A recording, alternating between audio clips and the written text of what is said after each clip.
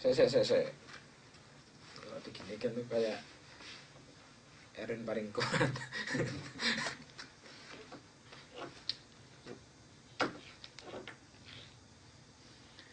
Sahabat pembelajar, salam jumpa dan bertemu kembali dalam dialog pembelajaran visioner.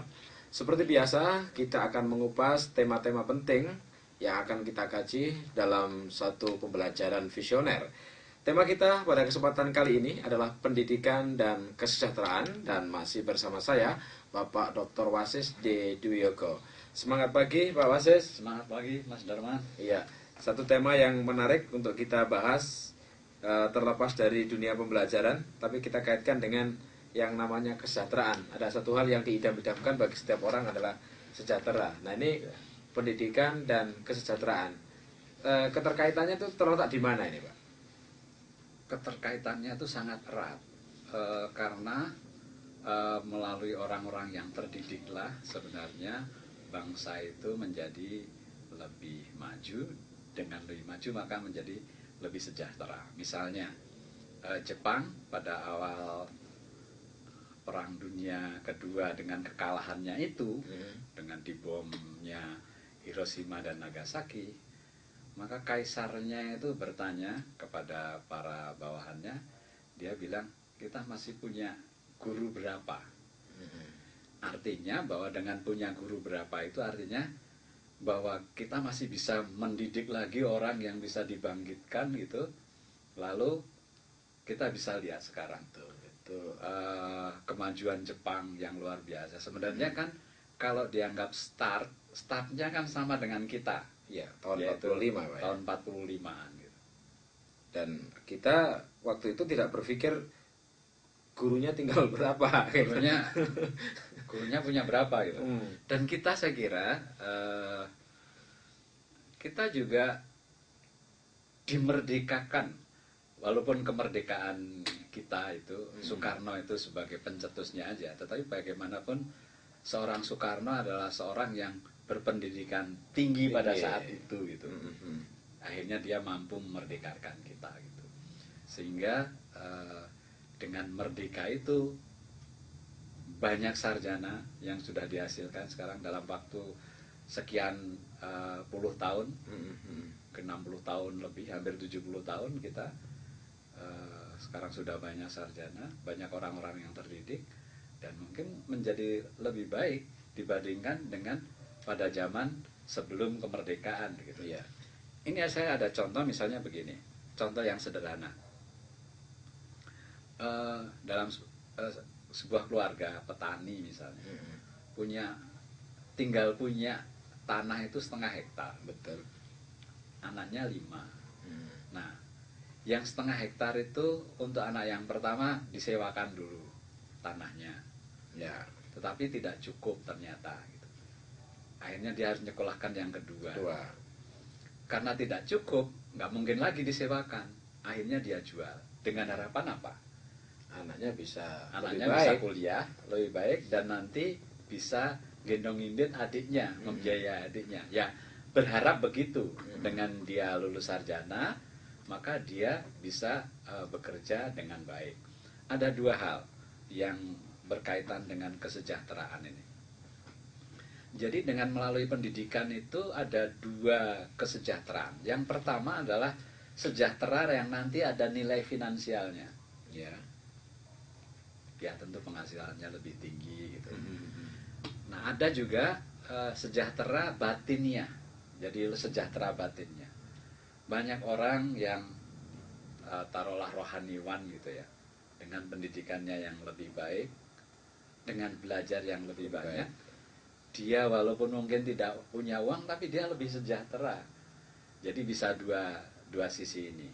Tetapi yang penting adalah bahwa kalau dilihat dari skop negara, itu rentetannya tuh begini. Misalnya seseorang masuk SD menjadi lebih baik, ya, lebih pintar. Masuklah dia SMP, investasi lagi kan. Masuk SMA, investasi lagi. Masuk perguruan tinggi, investasi lagi mungkin ya. masuk S2, taruhlah itu investasi lagi, masuk S3. Nah setelah S3 dia punya pekerjaan yang lebih baik. Kalau pekerjaannya lebih baik. Kalau tidak Kalau lebih dia baik, tidak lebih baik, ya berarti tidak sejahtera. bukan karena tidak sejahtera, berarti dia tidak baik pendidikannya gitu kan. Mungkin saja pendidikan, tapi maksud saya kalau dia tidak menjadi pegawai, dia juga bisa menjadi usaha sendiri misalnya gitu. Iya, Maksudnya iya. begitu. Artinya semakin banyak orang yang terdidik, semakin terdidik itu bisa juga lewat pendidikan formal, Dan non formal. bisa juga pendidikan non formal. Banyak juga tenaga pendidikan yang non formal juga orang yang berhasil. Tapi juga intinya kan juga belajar. Ya. Kalau dari yang permasalahan tadi sudah S3 tapi tidak berhasil, barangkali ini adalah letak perlunya kita menjamin mutu dari apa yang kita dapatkan. Artinya sekarang kan kalau kita bicara soal pendidikan, banyak sekali S1 yang ya juga ada S1 yang baik-baik saja, ada yang kurang baik saja dan lain sebagainya. Begitu juga S2 yang penting gelar dapat. Nah, ini mungkin melalui forum ini bisa diberikan penegasan tentang perlunya pendidikan itu yang bermutu ketika kita memilih tempat untuk kita belajar ilmunya. Ya sekarang ini dengan probabilitas ya, berkemungkinan saja. Iya. Sekarang ini Dikti memberikan blog grant penelitian Ya. yang kira-kira per tahunnya 100 jutaan. Ya. Itu hanya untuk yang bergelar doktor S3. Doktor. Kalau belum S3 nggak boleh jadi ketua.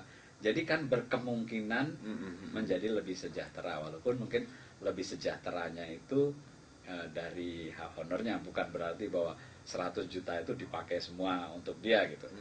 Tetapi kalau rentetan tadi ya, misalnya dia setelah sekolah menjadi lebih tinggi, dia paling tidak lebih sejahtera untuk keluarganya.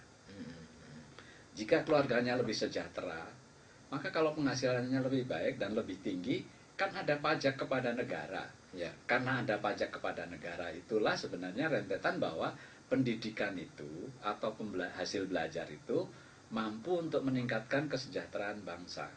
Taruhlah misalnya kalau contoh yang besar-besar itu Bill Gates misalnya. Ya.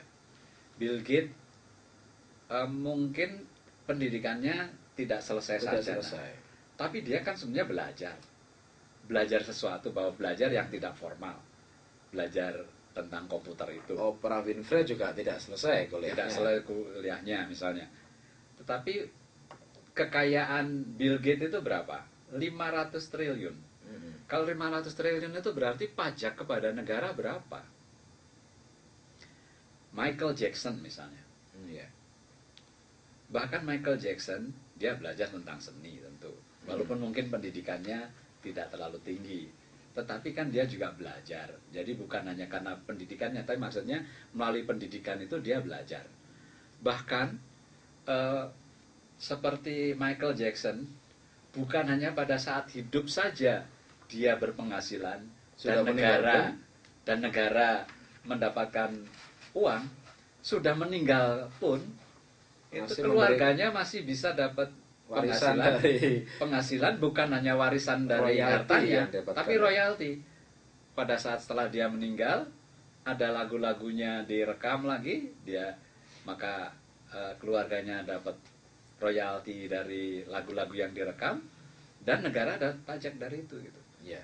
Nah, misalnya kalau ini adalah ilmuwan juga, biarpun dia sudah meninggal, tetapi meninggalkan juga banyak produk karya berupa buku-buku misalnya, atau karya-karya lukisan itu. Nah, itu kan juga bisa mensejahterakan juga bagi keluarganya dan juga bagi negara. Ya. Baik, pada intinya bahwa ketika adik-adik kita belajar, carilah pendidikan yang bermutu, dan ketika ada tokoh-tokoh katakanlah yang gagal kuliah tapi sukses, itu adalah Oprah, itu adalah Bill Gates, bukan kita gitu kan. Kita belum bisa seperti dia. Ya. Baik, terima kasih Pak Wasis. Sahabat pembelajar, itulah perbincangan kita tentang pendidikan dan kesejahteraan. Sehingga ada entry point yang bisa kita ambil adalah kita terus melakukan pendidikan yang bermutu sehingga mampu mensejahterakan diri kita dan juga sesama. Semangat pagi dan sampai jumpa.